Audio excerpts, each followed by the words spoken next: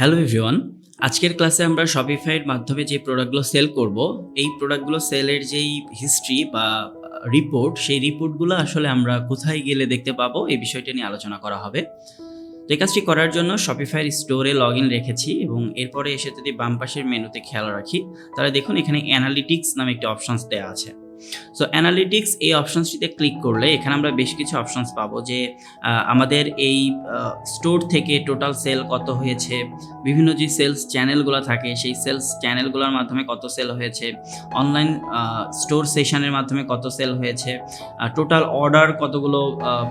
Place হয়েছে, এরপর online store conversion rate কেমন ছিল, এভারেজ অর্ডার ভ্যালু কেমন ছিল, এই ডিটেলস ইনফরমেশনগুলো কিন্তু আমরা এখান থেকে পাচ্ছি।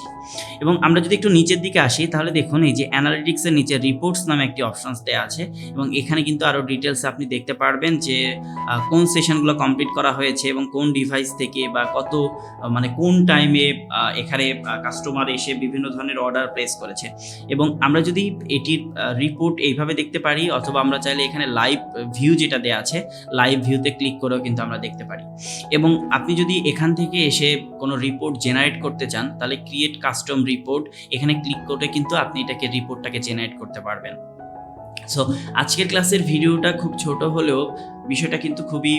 গুরুত্বপূর্ণ একটি বিজনেস রান করানোর জন্য। যে আপনি যখন একটা বিজনেস রান করবেন, এখানে আসলে আপনার বিজনেসের প্রত্যেকটা প্রোডাক্ট বা কোন প্রোডাক্টগুলো ভালো করছে, কাস্টমার কোন দেশ থেকে ভিজিট বেশি করছে এবং আপনার কোন প্রোডাক্টটা বেশি তারা পারচেস করছে, এই পুরা ইনফরমেশনগুলো যদি নেওয়ার প্রয়োজন হয়, তাহলে শপিফাই স্টোরে লগ ইন করার পরে অ্যানালিটিক্স দেন রিপোর্টস এই অপশনসটিতে আসতে হবে। এখানে আসলে আমরা একটা পুরো বিজনেসের যে ওভারঅল স্ট্যাটিস্টিক্স বা রিপোর্টগুলো, সেই রিপোর্টগুলো আমরা এখান থেকে জেনারেট করতে পারবো।